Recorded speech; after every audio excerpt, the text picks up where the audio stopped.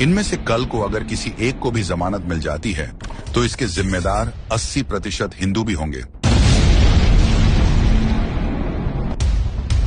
क्योंकि जाने अनजाने में हम सभी इनके महंगे वकीलों का खर्च उठाने वाले हैं। और इस बात की जानकारी हिंदुओं को है ही नहीं कि उन्हीं के पैसों से ऐसे कट्टर के लिए महंगे वकीलों की फौज खड़ी की जाती है।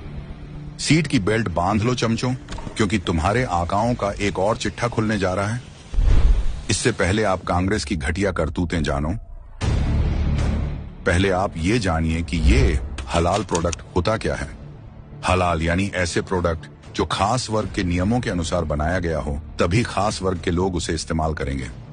और इसी के नाम पर देश में करोड़ों रुपए की हलाल इंडस्ट्री चल रही है।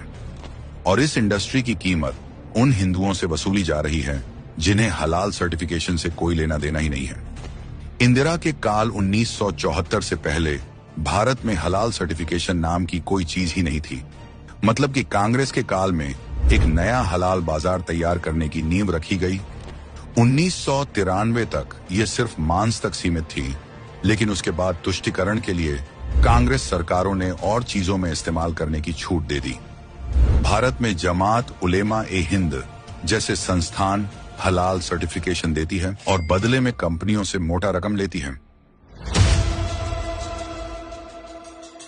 और उन पैसों का इस्तेमाल Kamlesh Tiwari murder case, Mumbai blast, German bakery blast, Ahmedabad blast, 26/11 जैसे आतंकवादी हमलों के मुजरिमों का महंगे वकील दिलवाने के लिए कर चुकी है। ये सब जानने के बावजूद भी 2013 में कांग्रेस के एक नेता ने एक ऐसा कानून बनाया जिसके तहत किसी कंपनी को अगर अपना सामान बाहर एक्सपोर्ट करना है तो हलाल सर्टिफाइड होना चाहिए। कांग्रेस के समय इस हलाल सर्टिफिकेशन को इतना बढ़ावा मिला कि आज कंपनियों के बीच हलाल सर्टिफिकेशन लेने की होड़ मची है। हलाल डेटिंग साइट, कॉस्मेटिक, अपार्टमेंट्स और हलाल स्टॉक्स तक आ गए हैं। ऐसे में ये सवाल उठना तो लाजमी है कि क्या एक खास समुदाय के लिए हमारे देश की ISI और फसाई जैसे मौजूदा सरकारी प्रमाण पत्र की कोई वैल्यू नहीं रह गई है। कांग्रेसी कहते हैं देश में सबको बराबर हक मिलना चाहिए, लेकिन एक खास वर्ग के लिए वक्फ बोर्ड बना दिया, हलाल सर्टिफिकेशन का बाजार खोल दिया। और ऐसा भी नहीं है, हलाल प्रोडक्ट सिर्फ एक खास समुदाय को बेचे जाते हैं।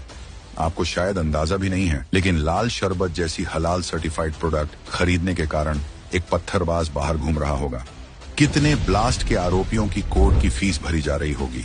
ऐसे लोगों की दुकान हमेशा चलती रहे, इसीलिए ये लोग संगठित रूप से चुनाव के समय कांग्रेस को समर्थन देने का ऐलान करते हैं। अब सवाल सिर्फ राजनीतिक नहीं, देश की सुरक्षा का है। क्या हम ऐसी पार्टी का समर्थन करेंगे जिन्होंने हिंदुओं से इतने बड़े पाप करवाने की शुरुआत की